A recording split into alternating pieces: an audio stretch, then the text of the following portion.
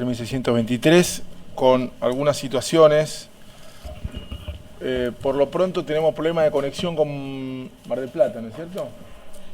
No, con Tucumán, doctor. Con Tucumán. Tenemos problema de conexión con Tucumán. Están intentando con el satélite, no sé, no entiendo nada, pero me dicen que siguen intentando. En el día de ayer, la defensa del señor APA presentó una solicitud de dispensa en el día de la fecha y acompañó el motivo. Su señora está internada, les leo, un paciente sexo femenino de 82 años con una serie de graves deficiencias físicas. Ahí se lo alcanzo a las partes para que tomen conocimiento de la dolencia de la señora, con la cual se lo dispensó para el día de la fecha exclusivamente. Tengo entendido, doctor Botindari, que tuvo un problema saliendo de su casa su defendido. Sí, se comunican conmigo 6 y algo de la mañana. Fue asistido por Zoom, que es un servicio de urgencias de La Plata, con un pico, en principio por mensaje de texto me habían dicho un pico de presión, pero acá me acaban de mandar el certificado que lo puedo poner a disposición. Por favor.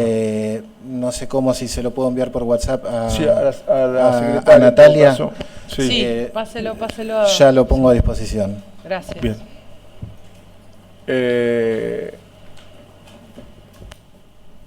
¿Alguna objeción de comenzar hasta que podamos establecer doctor, la comunicación con Tucumán?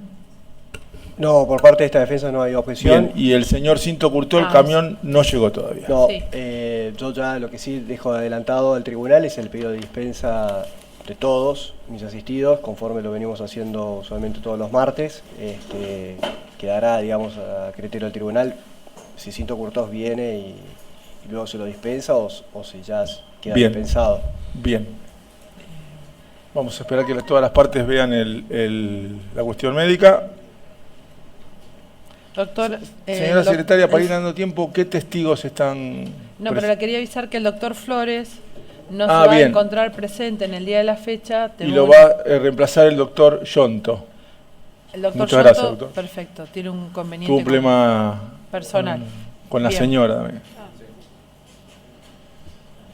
Se encuentran presentes en la antesala el testigo Berna y la testigo Milber. Bien.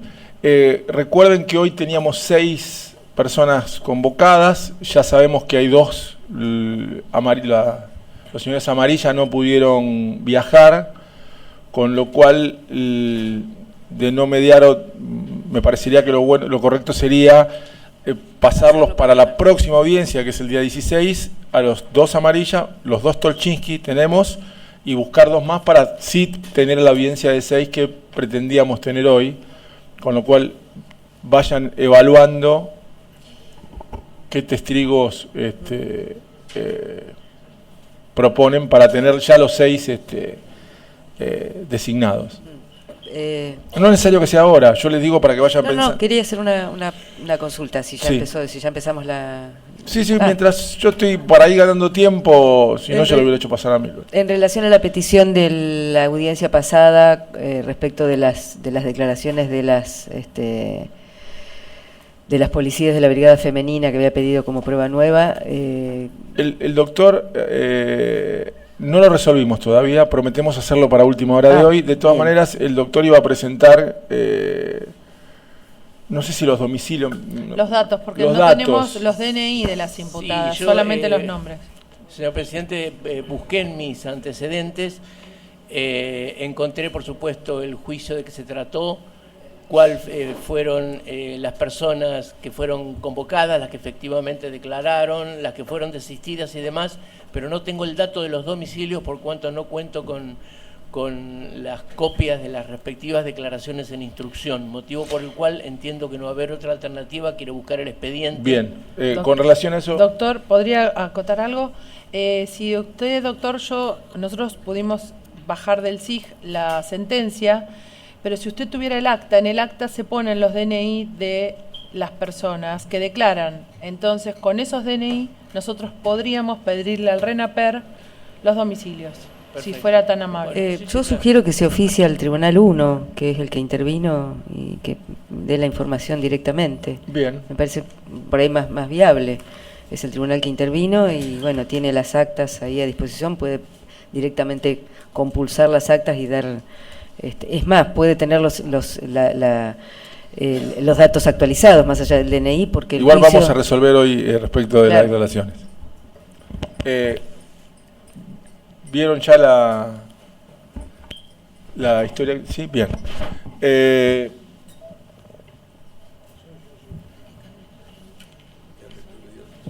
Están dispensados los señores, al igual que la gente de Mar del Plata. Les agradezco otra vez la asistencia en la videoconferencia y les ruego el tema de la remisión de las actas correspondientes. Buen día. Buen día, señor presidente. Sí, se la enviamos en el día. Con Cinto Curtó, cuando llegue también está dispensado, o sea que el mismo camión ni pare.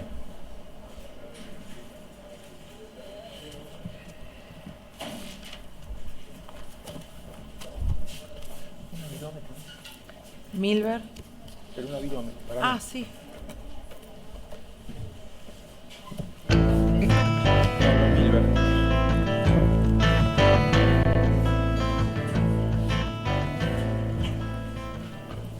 Milber.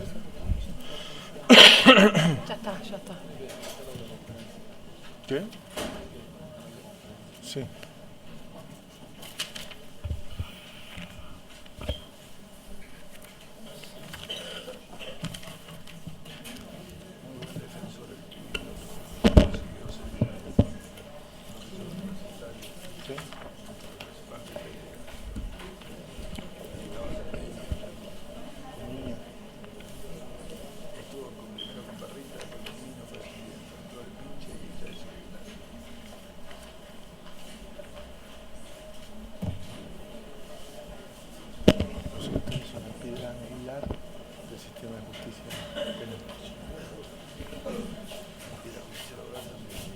Ah, sí, bueno, pues yo lo conozco, no sé, entonces.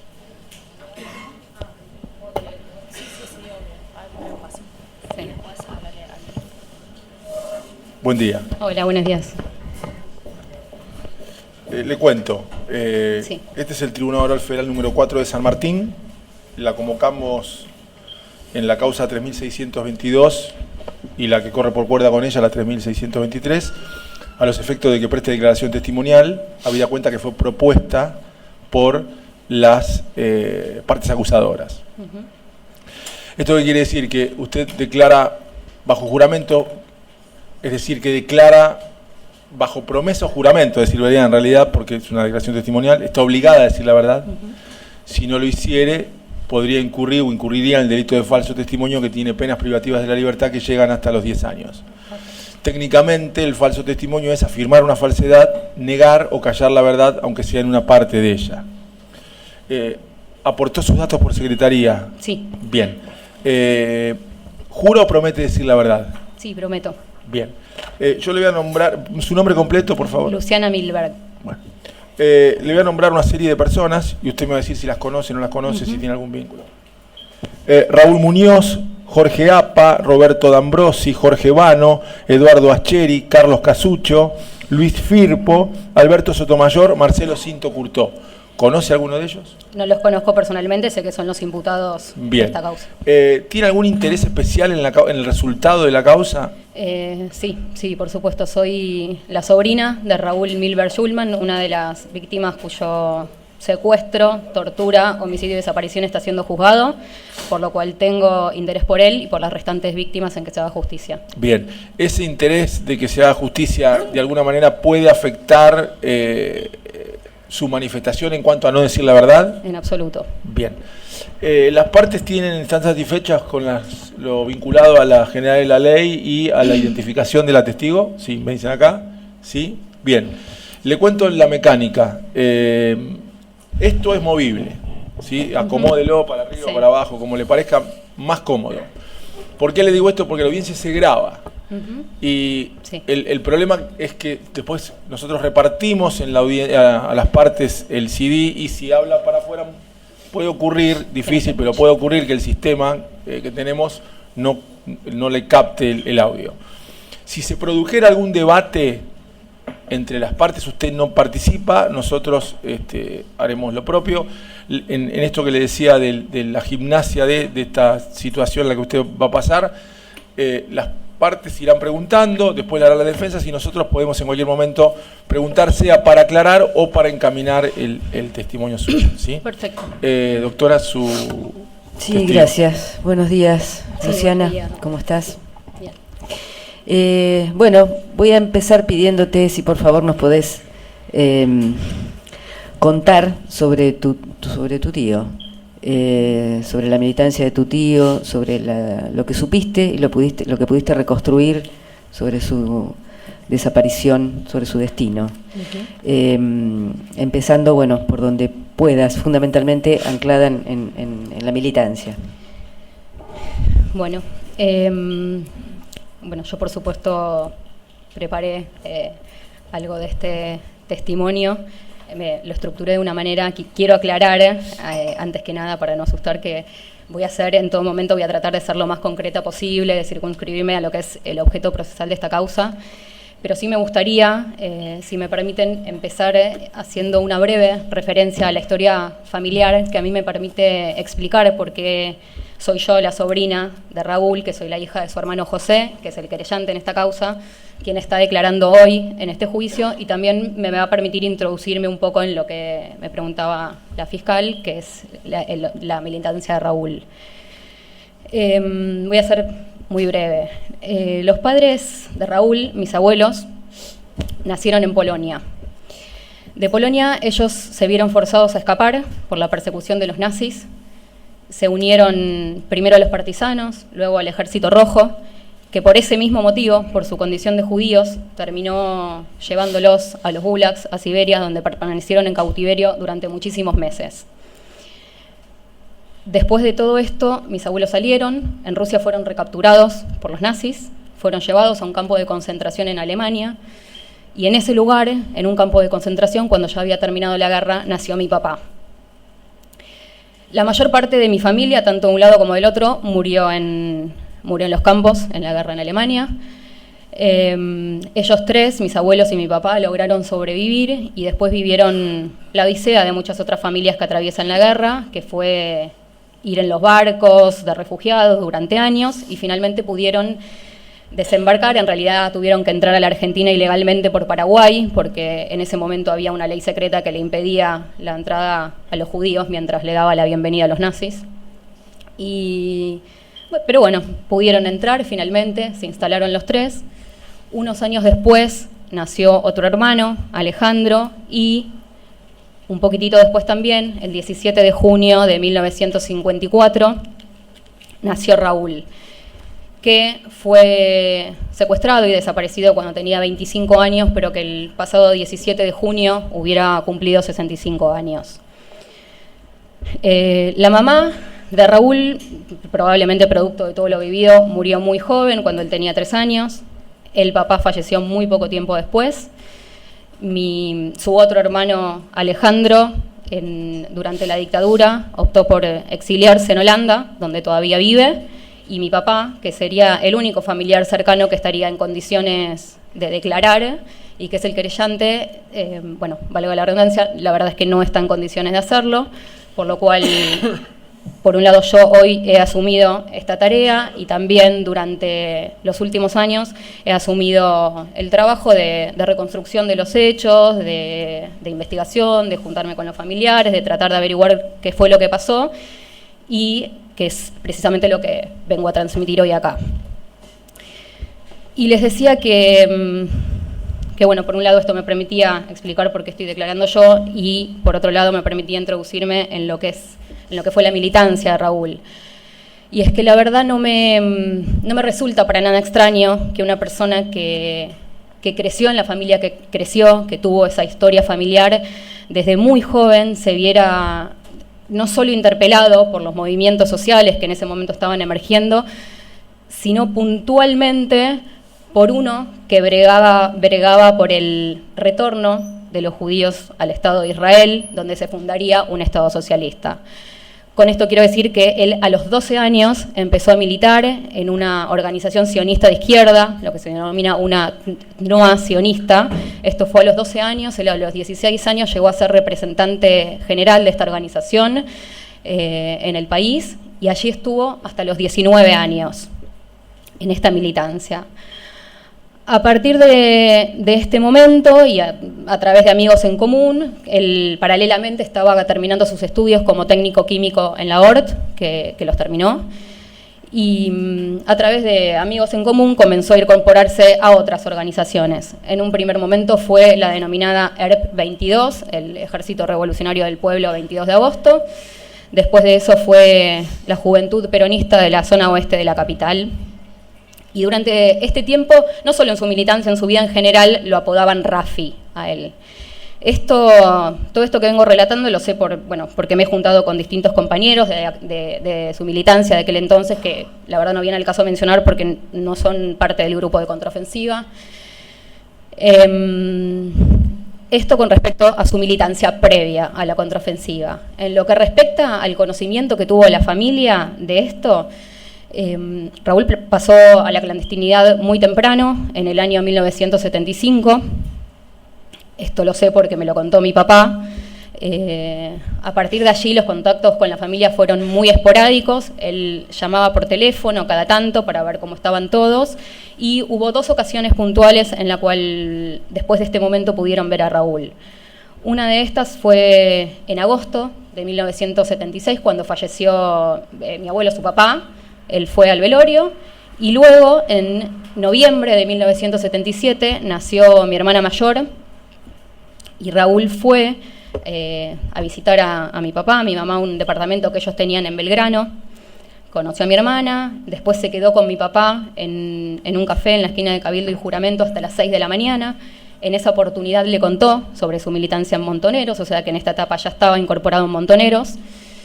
Y le dijo que ahí ese mismo día, a las 6 de la mañana, él estaba saliendo en un vuelo camino a España.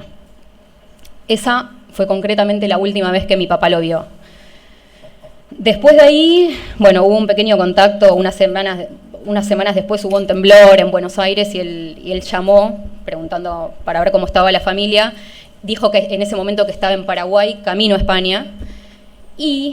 Pero, mejor dicho, en diciembre de ese año, diciembre del 77, él envía una carta, aparentemente estaba en Río de Janeiro, se la manda a la segunda mujer de mi abuelo, Antonia, que él le decía tía.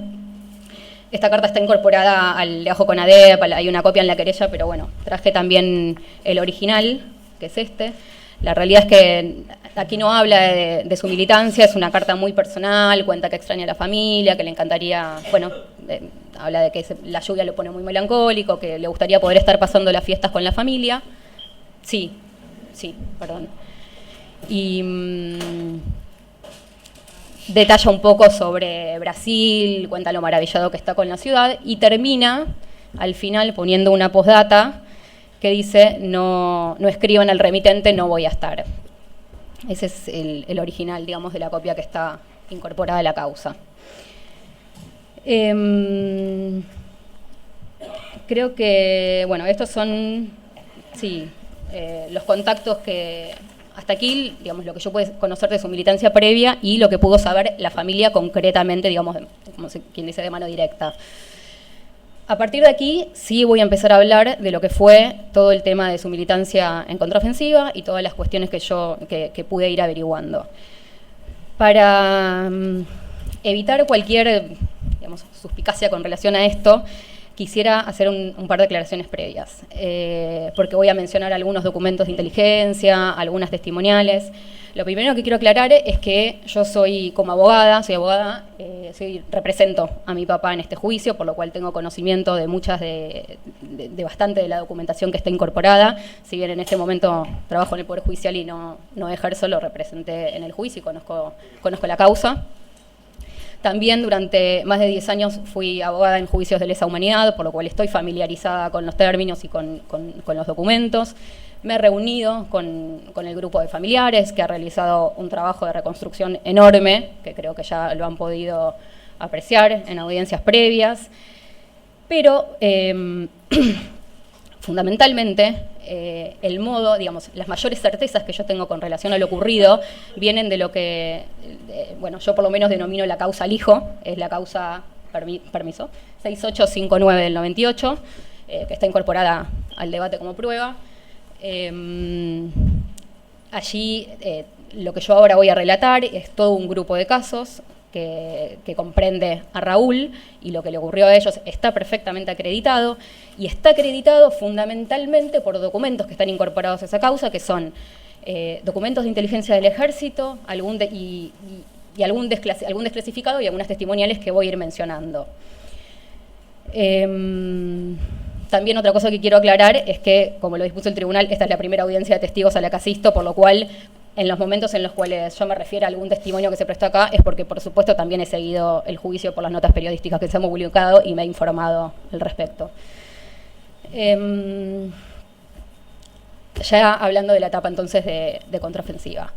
Raúl, en este periodo, llevaba por apodo Ricardo. Él se incorporó a un grupo, específicamente a las denominadas TEI, a las Tropas Especiales de Infantería, que entre los meses de abril y mayo del 79 estuvieron realizando entrenamiento en el Líbano. Este grupo estaba al frente de este grupo, estaba Horacio Domingo Campiglia, a quien apodaban Petrus, y también él estaba asistido por Mónica Susana Pinus de Binstock. Ellos estaban en México y tenían por destino instalarse finalmente en Brasil, y el grupo este que estaba haciendo, de Raúl, que estaba haciendo el entrenamiento en el Líbano, tenía por objeto insertarse o reinsertarse en el país a partir de los primeros meses de 1980.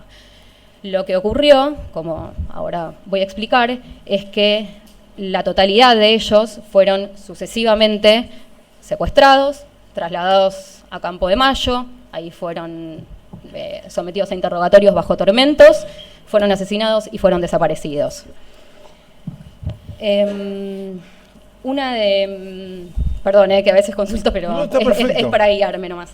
El primer documento, y quizás el más importante que hay en la causa, y que yo les decía que está incorporado a la causa Lijo, es un documento de inteligencia del ejército que se denomina Operación Guardamuebles, es la orden de operaciones 180 del ejército.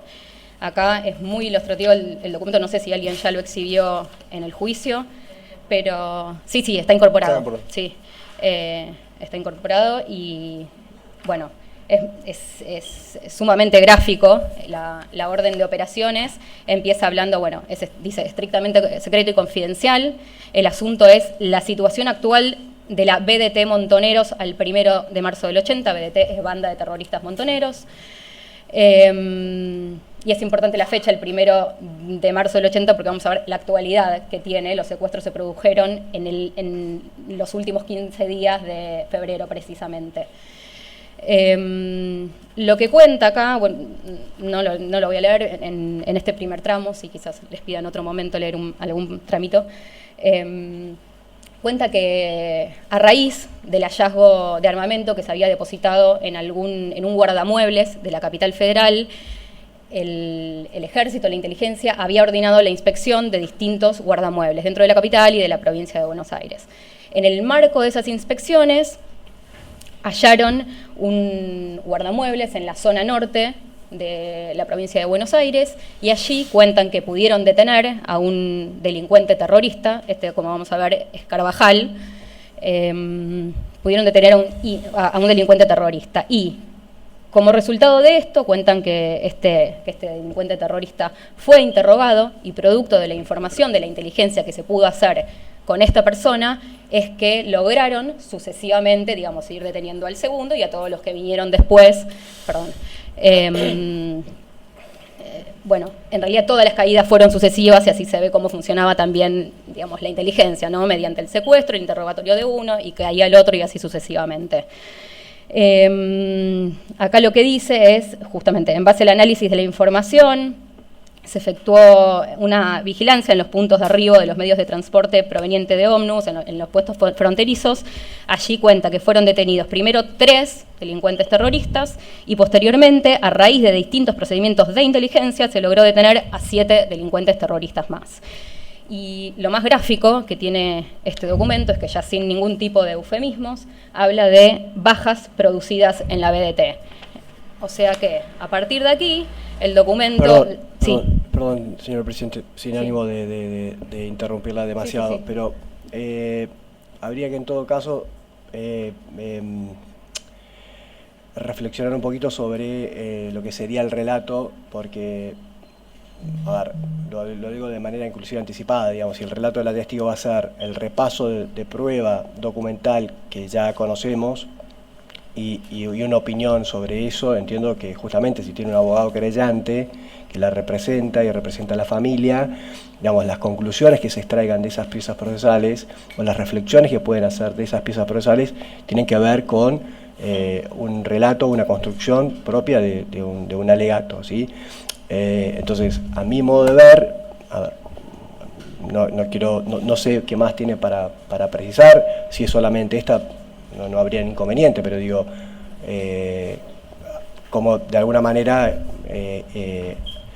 señalar el camino en el sentido de que si todo el relato va a ser una cuestión que tenga que ver con evidencias que hay en la causa, entiendo yo que el testimonio no debería acotarse a vivencias personales o vivencias propias que hagan justamente a la reconstrucción de hechos como hizo al comienzo, es decir, a los antecedentes familiares y demás cuestiones que la vinculen juntamente con la presunta víctima de los hechos y no más bien a un reconto de las piezas procesales que hablan en el expediente. Nada más, señor presidente. Señor presidente, perdón, voy a contestar a esto. Bueno. ¿Algo más? No, bueno, pensando en la extendida alocución del defensor, el defensor se está adelantando, porque la testigo lo que dijo es que iba a reconstruir, iba a dar cuenta de cómo llegó a, o sea, está haciendo está justamente evidenciando cuál fue su proceso de reconstrucción, para saber qué fue lo que yo le pregunté, cuál fue o pudo haber sido el destino de su tío. Ese es el recorrido. O sea, no es que esté relevando ni esté haciendo legato, está justamente dando cuenta los materiales relevados. Así que no veo por qué que esté por fuera de lo preguntado. Gracias, presidente. Sí, en el mismo sentido y agregando que todos los testigos hacen en estos casos y en esta causa en particular, todos los testigos hacen referencia a documentación y van contando lo que dice la documentación. No hay ninguna diferencia entre un habeas corpus, un legajo con ADEP, un documento de inteligencia, porque son los testigos los que han visto ese documento y lo comentan en relación y lo relacionan con lo ocurrido con su familiar, y eso es lo que está haciendo esta testigo. Ya ha ocurrido en debates y la del defensor oficial nunca se opuso, al contrario, hizo preguntas alrededor de esos documentos. Sí, señor presidente, yo quiero, desde ya remitir a lo que han señalado el Ministerio Público y el doctor Yonto, pero hacer hincapié en que, por un lado, no me quedó muy claro cuál es la observación del colega por la defensa, pero me parece que hizo hincapié en que la testigo estaría haciendo un alegato. Yo no advertí que hiciera ningún alegato, sino que se refiriera a documentación obrante en la causa y la describiera. La función de un testigo es describir, de acuerdo a su observación y a lo apreciado por sus sentidos, los hechos que se investigan, de modo tal que no veo en qué consiste la observación del colega. Sí, adhiero, no tengo testigos. Estamos pobres.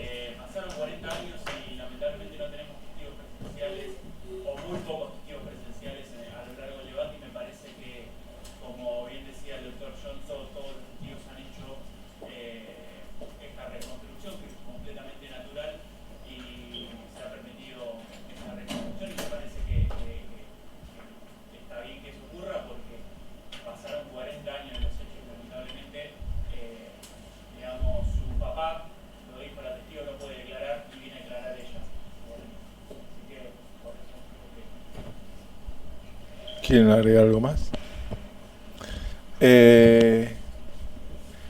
No le voy a hacer ninguna observación. Lo que les voy a contestar al defensor es que usted bien lo sabe, que todas las personas tienen una deformación profesional. Estoy hablando en serio. Los abogados tendemos a la reconstrucción a través de documentos. Y en definitiva, la señora lo primero que dijo fue que ella hizo una reconstrucción. Lo segundo que dijo es que hizo una reconstrucción familiar y aparte hizo una reconstrucción desde un lugar que la ubica con una deformación propia, que es ser abogado. Es decir, no leyó el documento, está haciendo un raconto de la interpretación de ella, de lo que ella interpreta del documento, con lo cual no veo, al menos por el momento, motivo alguno para llamar la atención. Usted dice, yo no sé lo que va a seguir declarando, yo tampoco. Entonces, en ese sentido, me parece que hay que dejarla que siga con su deformación profesional como la tenemos todos. Perfecto, sí. Bueno, gracias. Igual yo quiero aclarar, sí, voy a mencionar otros documentos. En todo caso, son justamente como comentaba en un comienzo, digamos, es una reconstrucción que yo hice en base a la información que lamentablemente es lo único que yo pude obtener. A mí, sí, muy bien, perdón, sí, le tengo que hablar al presidente, es cierto, pero bueno, quería contestarle también a usted. Lamentablemente no pude tener contacto, digamos, absolutamente todos los integrantes de este grupo está desaparecido. No tengo mucha información personal más. La reconstrucción que yo pude hacer, lamentablemente, es en base a estos documentos. Entonces, es en esto en lo que me voy a basar y voy a focalizar, por supuesto, en el caso de mi tío. Les estaba diciendo entonces que está este documento de inteligencia, que allí es muy impresionante cómo consignan expresamente el tema de las bajas producidas en la fuerza e incluso de orden cronológico van señalando las caídas de cada uno de los integrantes de este grupo, que los voy a mencionar y me voy a detener en el caso de Raúl porque es importante, se vincula después con otras cosas que voy a mencionar. El primero de este grupo en ser secuestrado es Ángel Carvajal. Todos ellos son víctimas en el proceso. Es Ángel Carvajal, a quien le decían Enrique o Quique. Esto ocurrió el 21 de febrero de 1980 en un guardamuebles, precisamente, de la calle Malavere, en la localidad de Olivos, creo que era Malavere, al 2800. Le pregunto en función a la reconstrucción que usted pudo hacer, ¿por documentos o por otra vía? Sí. Estas no sé cómo, estas operaciones en un guardamuebles, sí, ¿era algo cotidiano o era puntualmente ese guardamuebles? No, era como les decía, aquí la orden de operaciones de inteligencia del ejército lo que explica es, no sé cuál fue el guardamuebles originario, digamos, lo que explica es que a raíz del hallazgo de armamento en un guardamuebles que estaba en la capital federal, el ejército dispuso la inspección de distintos, digamos, de prácticamente yo me imagino que casi todos los guardamuebles que hubiera en las distintas jurisdicciones porque suponían que podía haber más armamento guardado. Y justamente en el de Malavere, es que, y ahora voy a contar cómo se llegó al secuestro de Carvajal en este guardamuebles, porque hay una persona que va a declarar, de hecho, posteriormente, que es testigo, que tuvo contacto con el dueño del guardamuebles y que contó cómo se dio la operación. Esto ahora un poquitito más adelante lo cuento. Pero fue así, habían ordenado inspecciones en distintos guardamuebles y justamente en uno de ellos estaba la inteligencia y así fue que cuando Carvajal fue hacia el guardamuebles terminó siendo secuestrado y sucesivamente vinieron después todos los restantes secuestros. Esto fue el 21 de febrero de 1980. Después de esto, el 27 de febrero... todo por supuesto en el mismo año, son secuestrados Julio César Genú, a quien apodaban Facundo. Esto que estoy mencionando está, digamos, no solo está expresado el nombre y el apodo en el documento, sino que está consignado absolutamente más o menos la vida y obra de cada una de estas personas a través de la inteligencia, por lo menos en lo que respecta a su militancia, cuándo entraron del país, cuándo salieron, cuándo fueron detenidos, está todo expreso en el documento. El 27 entonces es el caso de Julio César Genú, a quien le decían Facundo, de Mariana Guangiroli, a quien le decían Toti, y el de Verónica Cavilla, a quien le decían Cecilia. El 28, el día posterior, es el caso de Raúl, a quien, como les comentaba, apodaban Ricardo, el caso de Miriam Antonio Frerich, a quien le decían Gringa o Lucía, y finalmente, el 29 de febrero, es el secuestro de Ricardo Marcos Zúcar, a quien le decían Pato. Perdón, me olvidé, el 28 es Miriam Antonio, Raúl, y también Ernesto Emilio Ferré Cardoso, a quien le decían Chino, que esto es importante porque después voy a vincularlo con otro documento.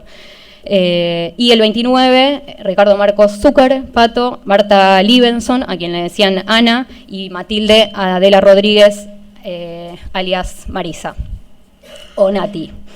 En el caso de Raúl, acá sí les voy a permitir, si me permiten, leer el párrafo que corresponde a Raúl, porque es muy importante ver cómo toda esta información que yo al principio les comentaba, que obtuve a través de compañeros de su militancia, en el documento de inteligencia está plasmada a la perfección, o sea, no hay ningún error, y es algo que solamente pudieron obtener a través de un interrogatorio directo a Raúl. Si me permiten leer, es un parrafito.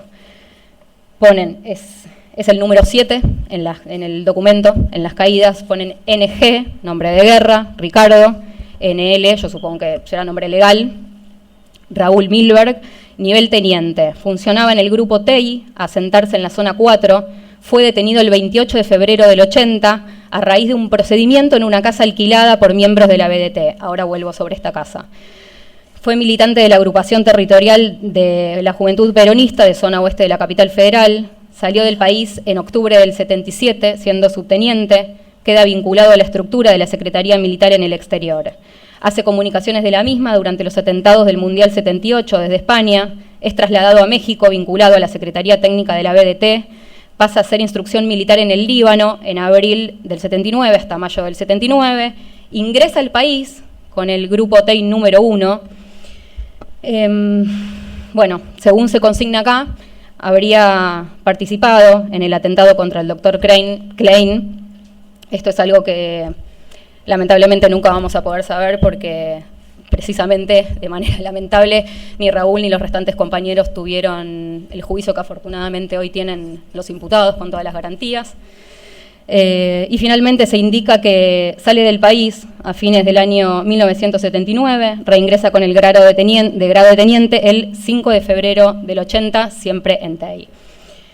Entonces, el documento dice que ingresa al país el 5 de febrero del 80 y que fue secuestrado el 28 en una casa alquilada por la banda de terroristas montoneros en... bueno, acá no consigna dónde fue. A través de también este trabajo de reconstrucción, y acá no me voy a remitir a ningún documento, supe a través de Ana María Ábalos. Ana María Ábalos es la mamá de Verónica Cavilla, una de las militantes de las compañeras que acabo de mencionar que fue secuestrada. Y creo que está convocada para declarar, así que en todo caso van a poder pedirle en su momento mayores precisiones. Pero lo cierto es que a través de ella supe, porque Verónica le mandaba cartas mientras estaba acá, que cuando ingresaron al país, Raúl se instaló junto con Carvajal, junto con Matilde Adela Rodríguez, que era su pareja, y junto con Verónica Cavilla en una casa ubicada en Olivos, muy cercana al cementerio, y también muy cercana al guardamuebles que está ubicado en la calle Malaver. Ana María, en su trabajo de investigación también, pudo ubicar la casa en donde vivían los compañeros y hablar con la dueña, y también estaba presente la mamá de la dueña, que en ese momento tenía 70 años. La señora, la dueña, le llevó fotos de los compañeros, la señora de la casa efectivamente los reconoció a todos ellos, y le comentó que en realidad los compañeros, todos ellos 4, habían vivido con anterioridad en esa casa, que en un momento la abandonaron, y que en esta oportunidad, alrededor del 20 de febrero, tenemos presente el 20 de febrero y el 21 fue la primera caída. El 20 de febrero la habían llamado a ella, le dijeron que iban a volver a instalarse en esa casa. Ella cuenta que los quería mucho, que eran muy buenos inquilinos, que de hecho se llevaban también, que Matilde prometió hacer un asado para todos esa noche, que lo hizo. Y bueno, finalmente se instalaron ellos 4 en la casa. Los dueños vivían abajo en una casa doble, ellos, los compañeros, se habían instalado en la parte superior. Le contó la dueña de la casa, Ana María, que un día su madre vio a Raúl en la puerta con una cara muy preocupada, muy afligido, y que después de ese día no los volvieron a ver. Lo que les llamó bastante la atención porque no habían avisado que se iban a ir. Finalmente le cuenta que unos 4 o 5 días después va un grupo de militares a la casa que tenían la llave del lugar en el que vivían los compañeros, que ingresan al lugar, que saquean absolutamente todo, se llevan, digamos, no solo revisan, sino que se llevan todo lo que había en el departamento, y que le dicen a la dueña de la casa que podía volver a alquilarla porque a esos compañeros no le dice a esos compañeros, por supuesto, porque a las 3 personas que le estaban alquilando la casa no los iba a volver a ver nunca más. En esto me gustaría hacer quizás una apreciación personal.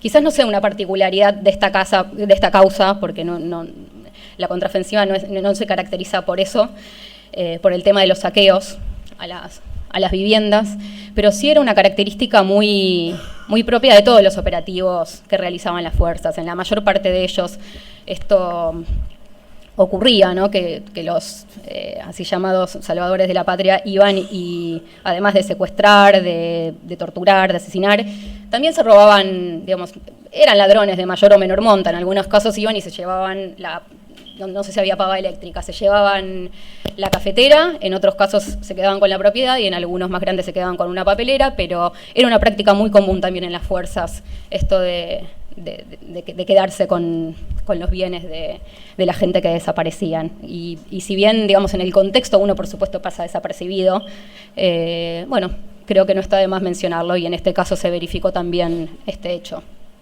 Le interrumpo un segundito Sí. para volver a algo sobre lo que Sí. dijo.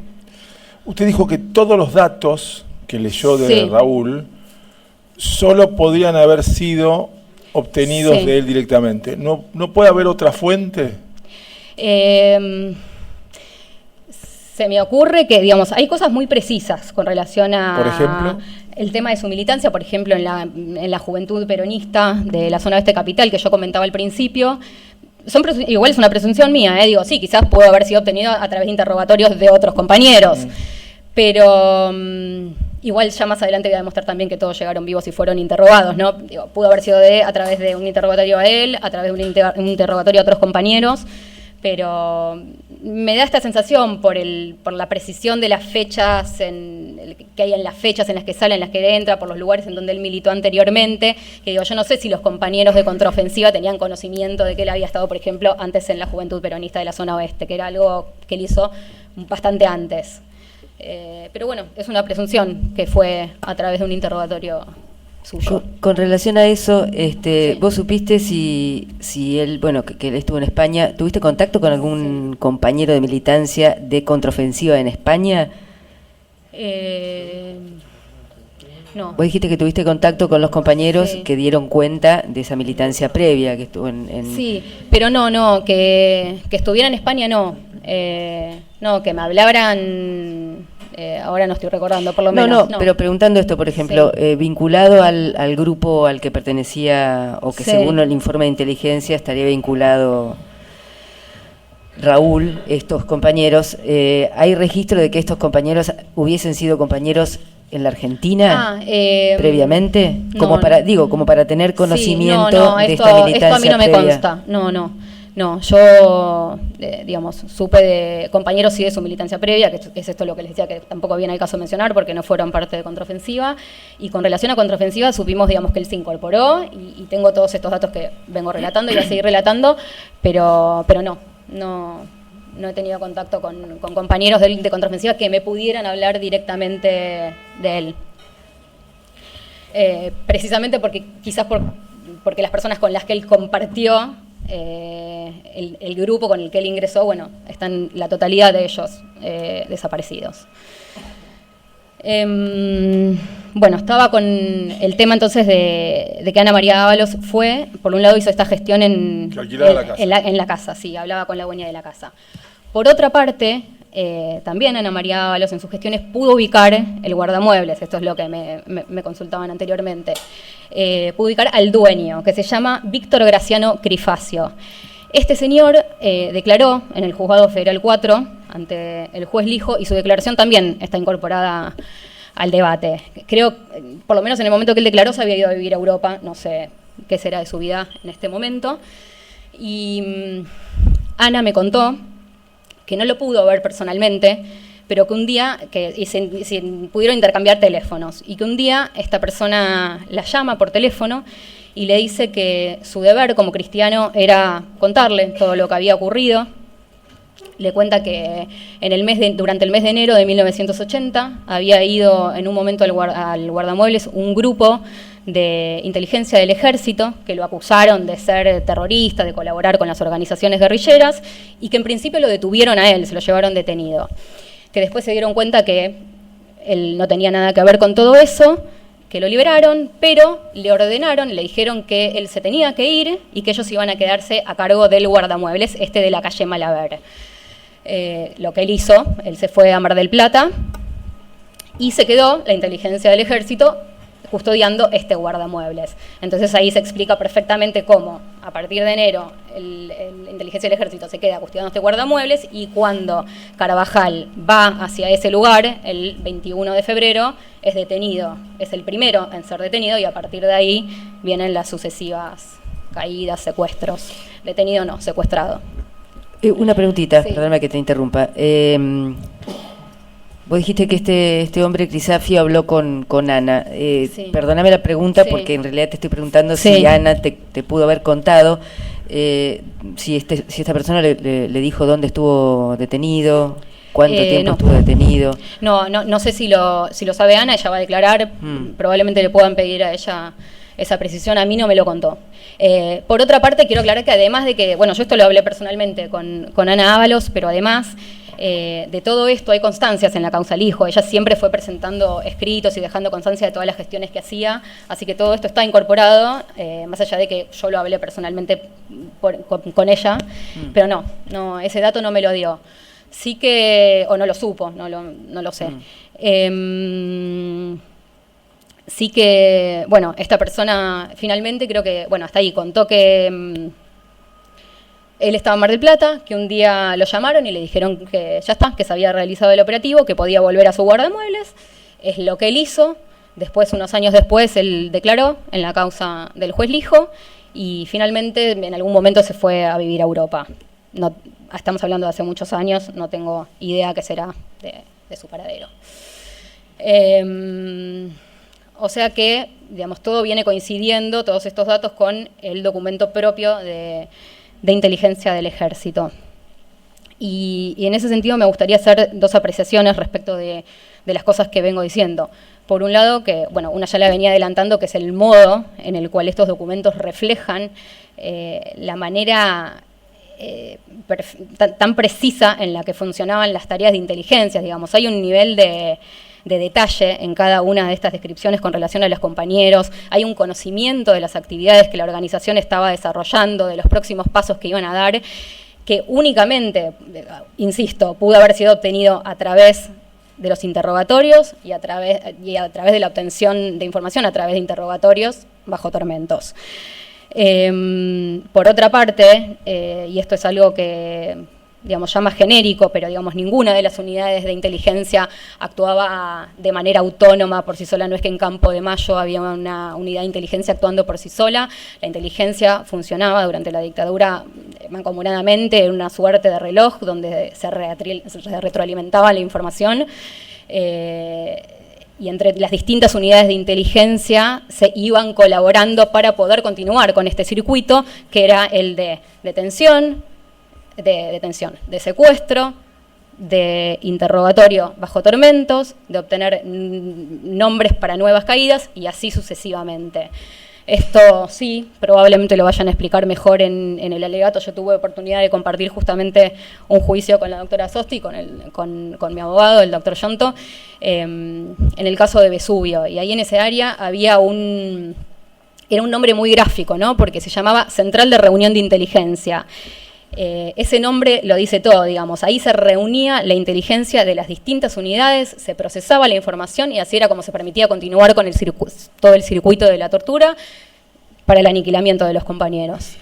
Pero sí, esto ya es materia de alegato y lo van a... En relación a esto, perdón, y para Sí. evitar algunas Sí. situaciones, vos mencionaste que trabajaste en la justicia, yo tengo presente que vos Sí. trabajaste con el doctor Rafecas Sí. en la causa de Primer Cuerpo. Sí. Y vinculado a esto, a tu lectura y tu acceso e interpretación de estos informes que tenemos acá, la pregunta puntual es si vos en esa causa, en la causa de Primer Cuerpo, pudiste haber tomado contacto con informes, no estoy hablando del contenido, con informes de características similares que fueron reconocidos como informes de inteligencia en la causa de Primer Cuerpo. Porque vos estás mencionando que hablas de estos informes de inteligencia, la pregunta concreta es si viste informes de estas características, independientemente del contenido, en esa otra causa. No vinculados con esta jurisdicción ni con este juicio. No, por eso me refiero no al contenido, sino a la morfología, a la característica morfológica. Sí, muchísimos. De hecho, el documento, casualmente, ya que lo consulta la fiscal, digamos, el documento que yo mencionaba, el 180, mi primer contacto con ese documento fue casual. Yo comencé trabajando en el juzgado de Daniel Rafecas bastante joven, tenía 24 años, creo, y hasta entonces, bueno, sabía que mi tío era un desaparecido. Y casualmente, investigando otras causas, me cruzo una compañera de trabajo, me dice, bueno, che, mirá, este no es, y ahí es como me vengo a enterar que mi tío es una baja producida en la fuerza. Y a partir de allí, volví a tomar contacto con este informe en distintas oportunidades, como abogada de esta causa y en otras ocasiones. Por un lado eso, decía que hasta ahora, respecto de lo que vengo diciendo, señalar por un lado esto, como es llamativo la forma en la que funcionaba el circuito de inteligencia. Y por otro lado, me gustaría poner énfasis en esto que un poco también adelanté, que dice el documento de que Raúl habría participado en el atentado al doctor Klein. Esto, desde ya, como les decía antes, lamentablemente no lo vamos a saber, no lo vamos a poder saber porque no le ofrecieron ni a Raúl ni a los compañeros un juicio como el que afortunadamente gozan los imputados. Pero he sabido, a través de las notas, del juicio y demás, que hay una cierta defensa que viene interrogando acerca de esto, acerca de de lo que los compañeros pudieron o no pudieron haber hecho. Algo, digamos, que tanto sé que el tribunal atinadamente, o en algunos casos la fiscalía o las querellas le han hecho saber que es algo que es ajeno al objeto procesal de esta causa. Pero esto no es algo que la defensa desconozca, digamos. Hace este tipo de preguntas que no son inocentes y no... Sí. Recorto, pero bueno, lo que quiero decir justamente es que estas preguntas no son inocuas y realmente son lanzadas al aire y respecto de personas que no están acá, que no están para defenderse. Entonces, a mí como familiar me gustaría 2 palabras, pero poder responderle en este sentido, porque el defensor, más allá de que lo corten, insiste en hacer este tipo de preguntas que son, como le decía, son arrojadas al aire y quedan flotando. La posibilidad de que se intervinieron, si no intervinieron, que la lucha armada, tratando de reflotar esta teoría de los 2 demonios, llamativamente tratando de justificar el accionar represivo. Yo no soy quien, por supuesto, para juzgar de la estrategia de defensa, pero digo, no veo cómo puede mejorar la situación procesal de su asistido tratar de justificar y reconocer... Me está alegando. Bueno, perdón. Me está alegando. Pero como familiar lo que quiero decirle al defensor es, lamentablemente esto es así, ojalá daría cualquier cosa, yo y creo que muchos familiares más, porque fuera Raúl o cualquiera de nuestros familiares los que hubieran sido en ese momento o estuvieron siendo en este momento juzgados. Esto no es posible porque en lugar de ofrecerles ese juicio fueron secuestrados, torturados, asesinados y desaparecidos. Eso es simplemente lo que quería decir, más allá del resto del alegato que lo puedo guardar. Habíamos quedado en que la última vez que lo ven es fumando o estando sentado en la puerta de la casa. Sí, exacto. Retomemos en ese punto. Sí, en verdad, digamos, yo venía explicando el documento del guardamuebles, expliqué que Ana Ábalos pudo tomar contacto con la dueña de la casa, pudo tomar contacto con el dueño del guardamuebles, o sea que hasta ahora todo esto viene coincidiendo. Luego de esto, hay una prueba muy contundente que, ya les quiero decir con precisión, es un documento desclasificado que está incorporado, hasta donde tengo entendido, porque consulté el auto de admisibilidad de prueba, esto está incorporado a la causa como informe aportado por el Centro de Estudios Legales y Sociales. Bueno, les puedo decir la foja, pero no importa, es un documento que está agregado en la causa al hijo y ahí está en inglés, pero está la traducción oficial correspondiente de este documento. Sí, se los digo. Está incorporado a la causa como informe aportado por el Centro de Estudios Legales y Sociales a fojas 505-45 y la traducción oficial está a fojas 3439-42 de la causa al hijo, del registro de la causa al hijo. Bueno, trato de contarlo yo con mis palabras, solo voy a leer literalmente, digamos, unas frases que me parecen muy contundentes. Este documento es un informe que hace el representante de la CIA en Argentina, se dirige hacia el embajador estadounidense y le cuenta que pudo mantener una reunión con una alta fuente de inteligencia del ejército argentino. Perdóname. Sí. ¿De la CIA o de personal de la embajada? Maxwell Chaplin, yo tengo entendido que era de la CIA, ¿no? No sé, yo no lo sé. La fiscal podrá... Bueno, veremos, no quiero alegar. Yo tengo... Sí. Bueno, les doy el nombre. Es Maxwell Chaplin, yo tenía entendido que era... aunque es cierto que después en el documento empiezan a hablar del RSO, que es el responsable de seguridad de la embajada, entonces probablemente haya sido este. Lo que pasa es que como el documento está redactado como por Maxwell Chaplin, bueno... la reunión creo que fue del responsable de seguridad y el documento lo hace Maxwell Chaplin y se lo manda al embajador. Entiendo que fue así. La fecha del documento es del 7 de abril. Tenemos las caídas, digamos, todos los secuestros que fueron en febrero y este documento del 7 de abril cuenta, digamos, se le transmite al embajador que en la reunión con esta alta fuente de inteligencia argentina se le preguntó jocosamente, así como en chistes, esto es lo que dice el documento, acerca de qué había ocurrido con los 2 montoneros secuestrados en México y en Río. A lo que la fuente de inteligencia del ejército le responde que se lo va a contar, pero que esto es, pone la palabra top secret, es información estrictamente secreta y confidencial que no le podía transmitir a nadie. Y le dice que, bueno, ellos pudieron capturar a un montonero. Ahora les voy a explicar por qué presumimos que es el caso de Ferré Cardoso, quien yo mencioné que secuestraron el 28 de febrero, que ellos secuestraron a un montonero y que en el marco de los interrogatorios que le hicieron bajo tormentos, digamos, pudieron obtener información acerca de una cita que él iba a mantener con estas personas en Río de Janeiro. Se trata de Horacio Domingo Campiglia y de Mónica Susana Pinus, quien yo decía anteriormente que eran quienes comandaban, quienes estaban al frente de todo este grupo TI. Por un lado sabemos que, digamos, Ferré Cardoso era el único que conocía esta cita y que pudo siempre, por supuesto en los interrogatorios bajo tormentos, haber revelado esta información.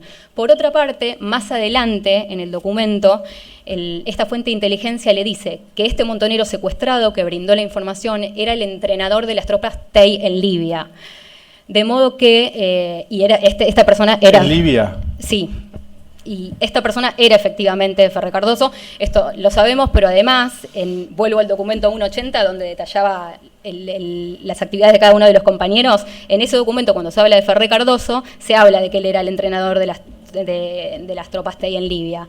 Entonces, digamos, vinculándolo, digamos, todo indica que la persona secuestrada y que brindó esta información sería, en interrogatorios y bajo tormenta, sería él. La cuestión es que le cuenta que pudieron obtener esta información de la cita, entonces lo que hace el batallón 601, y aquí vemos cómo también se vincula el tema de la inteligencia, digamos, los distintos aparatos de inteligencia, que el 601 lo que hizo fue contactarse con su par en Brasil, pedirles autorización para realizar un operativo en Río de Janeiro para detener a estas 2 personas, lo que efectivamente hicieron. Entonces en el aeropuerto de Río de Janeiro detienen a Campiglia y a Pinus. Y para evitar alertar, insisto, todo esto está en el documento, en el desclasificado, para evitar alertar a montoneros de que Pinus y Campiglia habían caído, lo que hacen es, toman los documentos falsos que ellos tenían, agarran a otros 2 argentinos que estaban ahí en Brasil y los registran en un hotel con esos documentos para que Montoneros pensara que ellos efectivamente habían llegado a ese hotel. Lo que sí me interesa señalar son puntualmente 3 párrafos de este documento. 3 párrafos, no, un par de líneas son nada más, que dice la traducción. La fuente de inteligencia argentina informa que así ambos montoneros, Campiglia y Pinus, fueron capturados vivos y volvieron a Argentina en el C-130. Estos 2 montoneros están actualmente bajo custodia en la cárcel secreta del Ejército, Campo de Mayo. La fuente dijo que dentro de los últimos 10 o 15 días, fuerzas de seguridad capturaron a 12 miembros vivos de un grupo TEI que se estaban reinfiltrando en el país.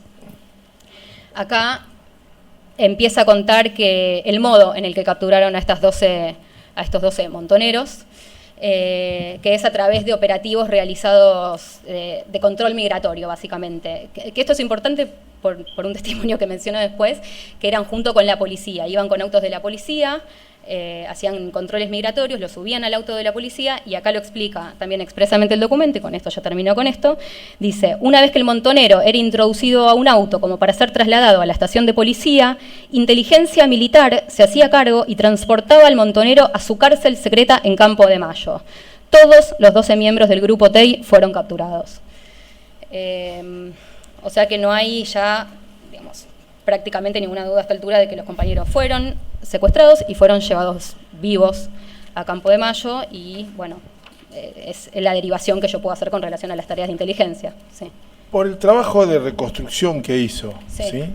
En todo esto que viene relatando, por toda la deformación profesional, para hacerlo general, ¿tiene alguna, porque lo sacó usted, algún elemento para aportar respecto de Campiglia y Pinus en el secuestro en Río?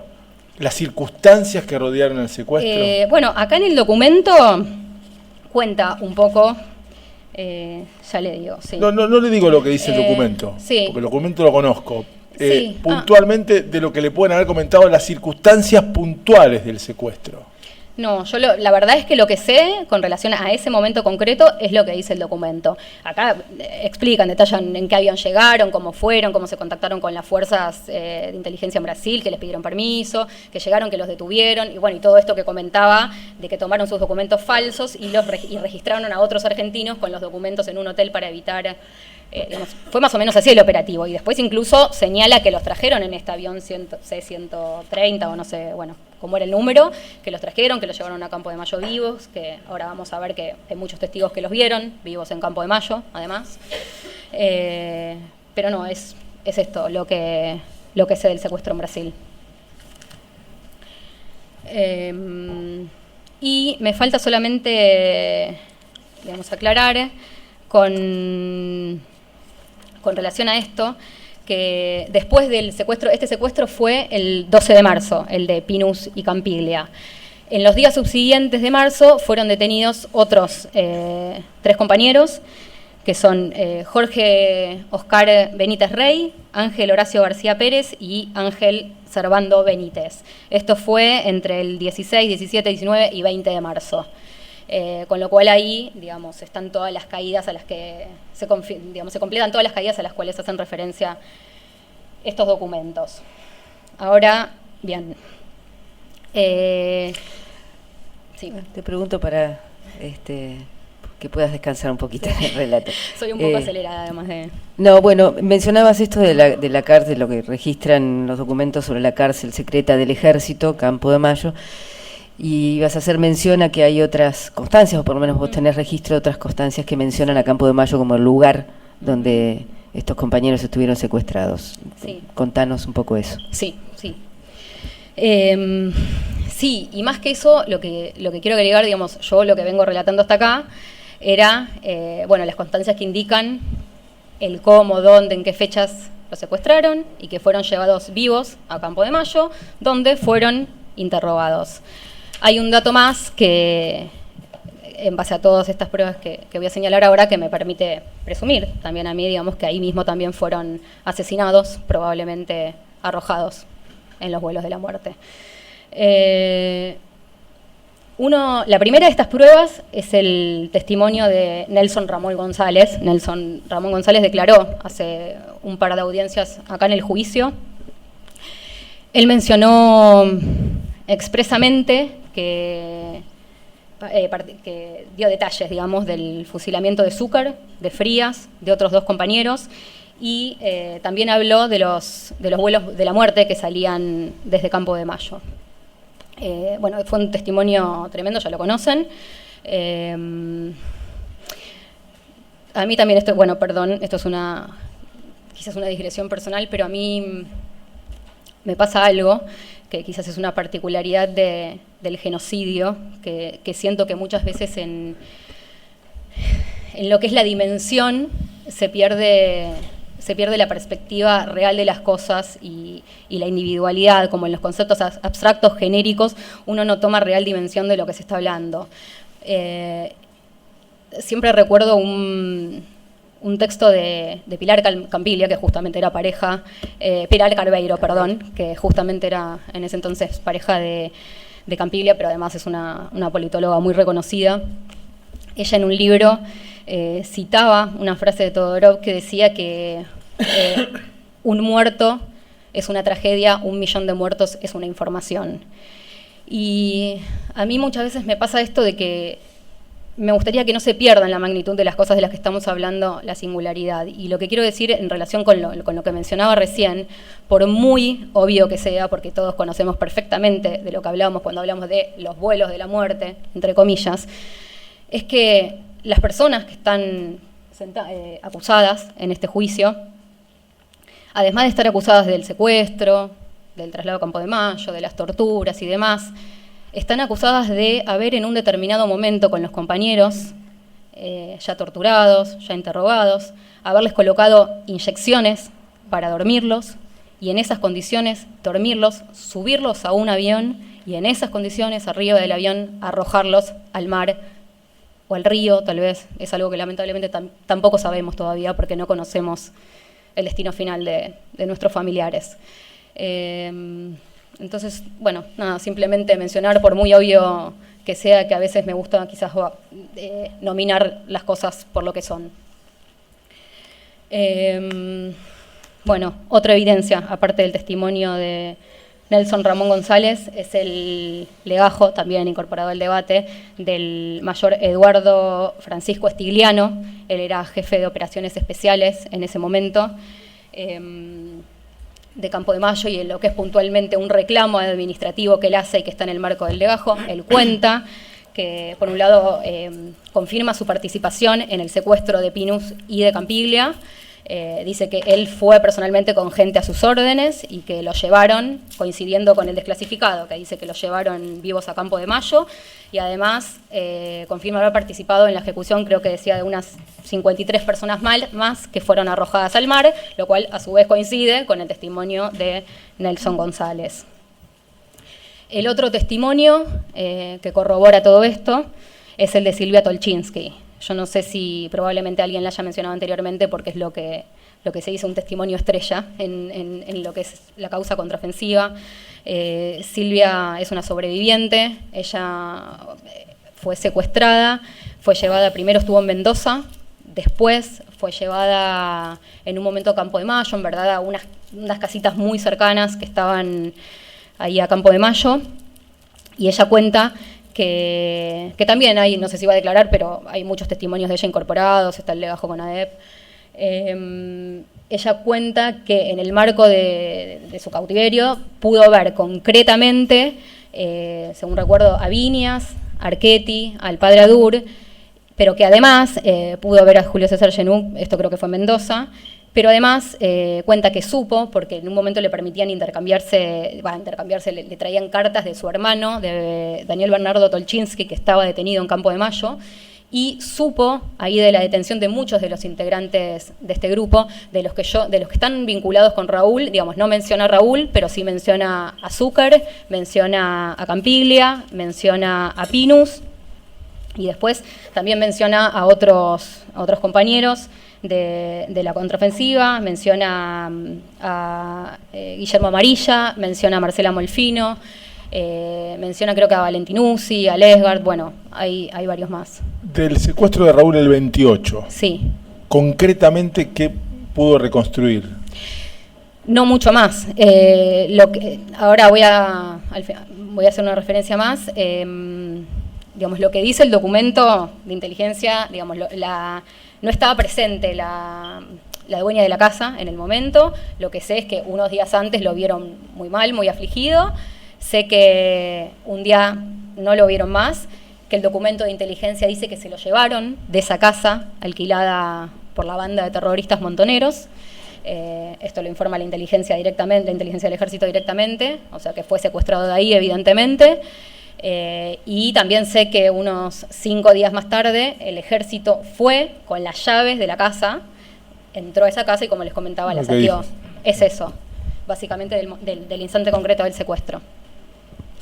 Bueno, estaba con el testimonio de Tolchinsky, ya pudo ver a muchos compañeros, también la pudo ver a Guangiroli, que es parte del grupo de Raúl, pudo ver a muchos integrantes de este grupo en Campo de Mayo vivos, o ver o saber que estaban ahí, según el caso. También creo que ella mencionaba el caso de Luján, que supo ahí que a Luján lo habían matado porque él le había contado a Mendizábal que lo iban a chupar, y que ahí cuenta en su testimonio que se enteró de eso, que lo habían matado a Luján. Y me quedan tres cuestiones más para mencionar, digamos, como prueba accesoria. Una es el testimonio de Víctor Basterra, que además de estar incorporado, yo no sé si la verdad es que no sé si él está convocado al juicio, pero él, es una persona que estuvo durante muchísimo tiempo en la ESMA, y él cuenta que en septiembre de 1980 la vio ahí durante un lapso a Alcira Machi, y que Alcira Machi le dijo que había estado en Campo de Mayo y que había estado con alrededor de, no me acuerdo si dijo 45 o 50 compañeros más. Después hay otro testimonio muy importante, que es el de Raimundo Oscar Monsalvo, que sí sé que, además de estar incorporada a su declaración que prestó en el juzgado del hijo, tengo entendido que él está citado como al juicio, no sé si finalmente declarará. Él, en ese momento, Monsalvo prestaba funciones en el comando de radioeléctrico de San Martín, y en un momento, él cuenta que en un determinado momento, en el 80, en marzo del 80, es enviado al destacamento de inteligencia de Campo de Mayo. Que él llega y que le ordenan, digamos, él todavía no conocía a nadie, y cuenta que diariamente lo hacían hacer una suerte de operativos migratorios, que salían todos los días a las 9 de la mañana y hasta las 5 de la tarde, los llevaban a hacer controles fronterizos, los subían a un auto con gente de inteligencia del ejército y con gente que a él le decían que era personal de migraciones. Cuenta que esto lo hizo diariamente bastante tiempo, hasta que en un determinado momento, ya cuando tenía más confianza con el personal del destacamento de inteligencia, él les pregunta, se dio cuenta que esta gente que iba en los autos no era personal de migraciones, les pregunta, qué es lo que estaba pasando, entonces le cuenta que la gente que iba en los autos eran montoneros, que estaban detenidos, o sea, eran compañeros que bajo tortura estaban llevando a marcar a otros compañeros, y puntualmente él cuenta que pudo ver varias veces en esos autos a Marcos Zucker, a Pato, que fue parte del grupo de Raúl, que en un determinado, también lo vio a Viñas, y cuenta que en un determinado momento no lo vio más a Zucker, y que entonces le preguntó a esta gente qué era lo que había pasado por él, y que le contestaron que había pasado a mejor vida. Y un último documento que quiero mencionar. Esto, yo quiero explicar cómo obtuve la información, después, el tribunal juzgará cómo y si lo valora o no, pero yo como testigo mi reconstrucción lo pude obtener y quiero mencionarlo. Les cuento primero el origen, la fuente. Yo tengo contacto con un historiador, Hernán Confino, que está escribiendo una tesis, justamente su tesis doctoral sobre la contraofensiva.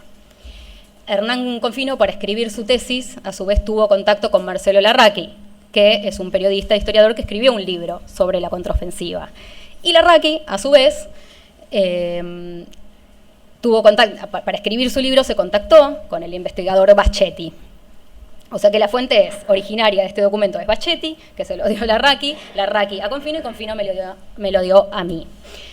Esto que quiero exhibir son documentos interrogatorios que le habrían hecho a los compañeros en Campo de Mayo. No están las respuestas, hay solo algunos de ellos, pero está puntualmente el caso de Raúl, cuestionario para Raúl Milberg. Le preguntan sobre la situación actual de su ex concubina, Teresa. Yo verdaderamente puedo presumir por el apodo que se está refiriendo a Simonetti, que también es víctima de esta causa, pero no puedo dar fe, no tengo la certeza de que efectivamente sea. Hay varios indicios que me hacen pensar que sí, porque yo supe que él estaba con una persona que era un poco mayor que él, y Simonetti era mayor, es el apodo que usaba, pero no lo quiero confirmar. Le preguntan por Teresa y, bueno, sus actividades en Montoneros. Está también el cuestionario que le hicieron a Genú, el cuestionario que le hicieron a Verónica Cavilla y que le hicieron a Bernardo Tolchinsky. Yo les acerco.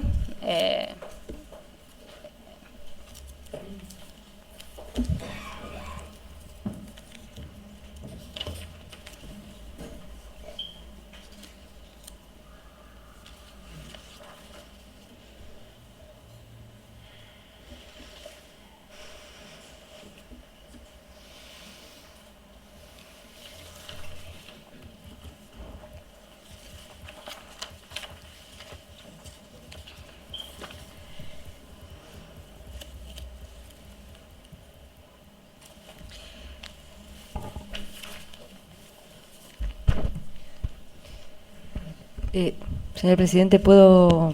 Sí, continúe. Sí. No, pues está. En relación a esta documentación, que no la vi todavía, ¿vos pudiste averiguar, tomaste contacto con Baschetti o con Larraqui? No, a mí esto me lo dio Hernán Confino. ¿Y no sabés a través del...? A Larraqui en algún momento, la verdad que le escribí, pero también para tratar de buscar información y no me aportó mucho. Y después sí, Hernán Confino me dio este documento y él me contó que a él se lo había dado Larraqui y que a Larraqui a su vez se lo había dado Baschetti. ¿Y te comentó cuál era la procedencia? ¿Cómo Baschetti tuvo esta documentación? No tengo idea.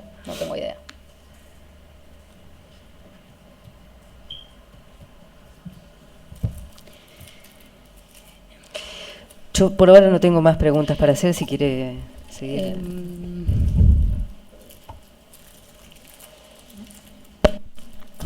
Hola Luciana, buen día. Gracias por venir a dar tu testimonio.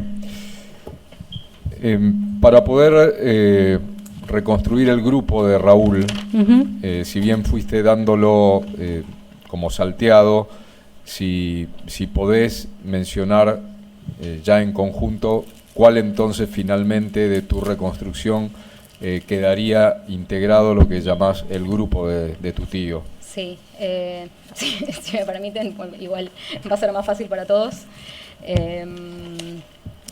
Ya lo encuentro porque tengo en el cuadrito. Bueno, si no me remito directamente al informe de inteligencia. No sé dónde dejé la otra hoja. Bueno, concretamente estaba al frente Horacio Domingo Campiglia, Petrus, estaba asistido por Mónica Susana Pinus de Binstock. Después estaba, en orden cronológico de los secuestros, estaba Ángel Carvajal, alias Enrique Oquique, secuestrado el 21 de febrero. El 27 de febrero, Julio César Genú, alias Facundo, Mariana Guangiroli, alias Toti, Verónica Cavilla, alias Cecilia. El 28 de febrero, Raúl, Ernesto Emilio Ferré Cardoso, alias Chino o Fernando, Miriam Antonio Freirich, alias Gringa o Lucía. Después el 29 de febrero, Ricardo Marco Zucker, alias Pato o Esteban, Marta Libenson, alias Ana, Matilda Adela Rodríguez, alias Marisa Onati. Después viene, esto es fines de febrero. En marzo, el 12 de marzo, es el secuestro de Pinus y de Campiglia. Y después, el 16 o 17 de marzo, el de Jorge Oscar Benítez Rey, el 19 de marzo, el de Ángel Horacio García Pérez, y el 20 de marzo, el de Ángel Servando Benítez. Bien. ¿Te suena a vos el sobrenombre Juliot? Sí, sí, es Bernardo Tolchinsky. A él lo vio, como comentaba antes, Silvia Tolchinsky. En realidad no lo vio, supo que estaba concretamente en Campo de Mayo porque digamos, era su hermano y le mandaron cartas que escribía a él y pudo reconocerlas perfectamente. Y además es uno de los interrogatorios, el de Juliot. Bien. Tu tío, al momento del secuestro, por lo que haya sabido la familia o lo que hayas hablado con algún otro militante, compañero de él, ¿podés contarle al tribunal alguna característica personal de él, física o humana? No es mucho lo que, digamos, sí sé lo que comentaba en un comienzo, digamos, él desde muy, muy joven estuvo movilizado social y políticamente, fue luchando sucesivamente por distintas causas que estimo que él, bueno, consideró justas y necesarias. Lo hizo desde distintas agrupaciones, sumándose a distintas resistencias, a distintas luchas. Después sí, bueno, los compañeros siempre me han comentado, me han hablado de él con muchísimo amor. Una de ellas que me gustaría de hecho mencionarla es la compañera Andrea Bello, que falleció recientemente. Ella era compañera de él en la Juventud Peronista y siempre me habló, Raúl era responsable de ella en esa agrupación y me habló de él con muchísimo amor. Pero no, es muy difícil porque, digamos, fuera de estos testimonios iniciales, digamos, él, como decía, pasó la clandestinidad muy joven. Y por los demás, quienes compartieron sus últimos años, están todos desaparecidos. Y lo último, para si lo sabés, para contarle al tribunal, ¿quién es esta persona Baschetti? ¿De quién se trata? Sí, es un investigador muy reconocido en estas causas. Tiene un archivo inmenso de documentación vinculada con las causas de lesa humanidad. No sé si además es politólogo o algo, pero digamos, para mí es un investigador que tiene un archivo muy completo con relación a todo este tema. Que creo que, bueno, ya no voy a decir de dónde creo que fue obteniendo distintas, digamos, estos documentos que se lo fueron dando, digamos, incluso desde el Ejército, inteligencia, pero bueno, nada, ya son, esto en todo caso lo puede contar él, sí, de dónde sacó los documentos. Bien, por el momento nada más, gracias. Doctor. Sí, gracias, señor presidente. Luciana Aniquiárico, de la Secretaría de Derechos Humanos de Nación. Yo iba a preguntarte también por Baschetti. ¿Se trata de la persona que tiene un sitio web? Sí, exacto. Sí, que tiene es un archivo inmenso y además una página. ¿Y el nombre de pila lo recordás? Roberto sí. Quiero detenerme sobre esto para clarificarme más que nada. Es quien le habría dado la información a la Raki, sobre la base de lo cual Hernán Colfino. La pregunta es, ¿estaría haciendo una tesis o terminó una tesis al respecto? No sé si la publicó, sé que la tiene escrita, la verdad no sé si está publicada ya. Bien. Y la otra pregunta, más al inicio, acá la encontré. Habías hecho referencia que a partir de la reconstrucción a la que te dedicaste, documentación que consultaste, etcétera, etcétera, en un momento dado mencionaste que existía una central de reunión de inteligencia. Sí, eso vinculado con Vesubio, digamos. Sí. Bueno, no importa. Pero sí, existe. Bien, existía una central de reunión de inteligencia. ¿Podrías, de acuerdo a lo que vos pudiste reconstruir o saber o enterarte, que de última serían conocimientos que el testigo tiene por sus sentidos, ¿no? ¿De qué formaba parte orgánicamente esta central de reunión de inteligencia? ¿Cómo la podrías ubicar en una suerte de organigrama? Había una jefatura de inteligencia de la cual dependían los distintos destacamentos. Estaba el batallón de inteligencia 601, después con el batallón de inteligencia 601 colaboraban distintos destacamentos, como el destacamento 201.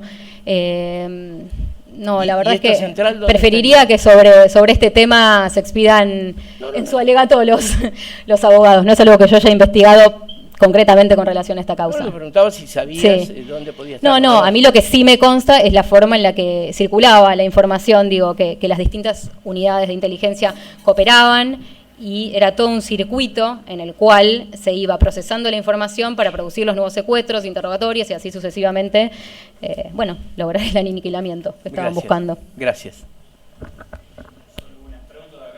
Sí. Sí, Luciana, si en toda tu reconstrucción pudiste averiguar si en algún momento sobre esto que ubicás como operativo guardamuebles, si realizó alguna conferencia de prensa, pudiste averiguar si... No, la verdad que no tengo idea. Gracias. Ni idea. Doctor. Doctor. Gracias, señor presidente. Buen día. Respecto a la detención de Pinus y Campiglia, ¿usted sabe de dónde provenían? Desde México. Ujú.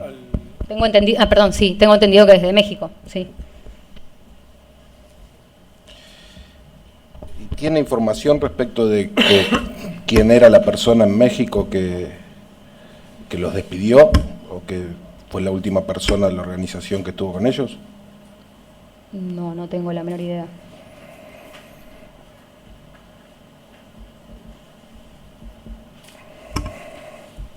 Respecto de Banchetti, ¿usted sabe qué información publica Banchetti respecto a la supuesta participación de su tío en el atentado de Klein? No, es Bachetti, Sí. con ese. Sí, Banchetti. Sí. No, la verdad que no lo he leído. No tengo más preguntas. Me gustaría, si me permiten, 2 últimas palabras.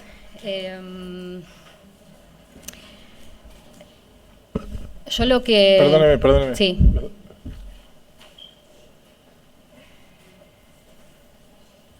¿Me los deja o le saco copia? No tengo problema, sí, se los dejo. Sí. Los incorporamos entonces a la declaración de la señora. Sí. ¿Había otra pregunta? No. Lo que quería señalar, por último, es que yo esto que pude, poco mucho que pude aportar, es solo una parte de la historia, y no es porque haya una historia alternativa ni una verdad alternativa, me parece que está muy claro de los documentos, sino porque nos falta a mí, nos falta a todos los familiares, le falta a la sociedad el final de esta historia, que es conocer a dónde están nuestros familiares, a dónde están los cuerpos de los compañeros y compañeras.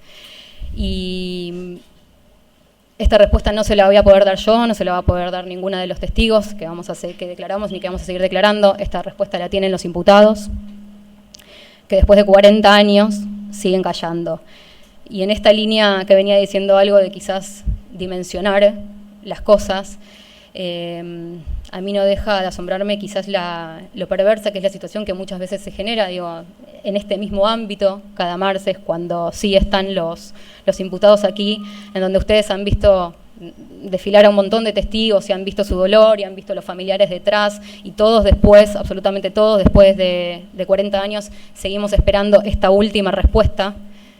Y los imputados que están de este lado, o sea, hay unas personas acá que seguimos esperando y no sabemos a dónde están los cuerpos de nuestros familiares, y hay personas acá que tienen esa respuesta y continúan callando después de 40 años, a pesar de justificar sus acciones. Por último, y esto, es más personal, yo nací el 23 de marzo de 1982, nací todavía en dictadura, incluso todavía había algunos compañeros y compañeras secuestrados, faltaba Malvinas, faltaban las decenas de muertes que todavía llegaron con Malvinas, pero crecí en democracia, en una democracia sumamente frágil, que todavía el día de hoy es incompleta, es dolorosamente imperfecta, pero democracia al fin. Y siento que esa posibilidad, yo y todos, se la debemos a los compañeros y compañeras que pusieron el cuerpo, que resistieron y que salieron a luchar cuando había que hacerlo. Se lo debemos a ellos, se lo debemos a las madres, se lo debemos a las abuelas que el día de hoy continúan buscando a los nietos. Creo que por eso para mí esta declaración es, además de una obligación legal, por supuesto, es un acto de profundo agradecimiento hacia todos ellos. Creo que todos tenemos una deuda con los compañeros y compañeras, que esa deuda es con la memoria, con la verdad y la justicia, y ojalá el tribunal y este juicio pueda ayudarnos a saldar y a sanar un poquitito esa deuda y a quebrar este pacto de silencio que nos permita conocer a dónde están nuestros familiares, a dónde están sus cuerpos.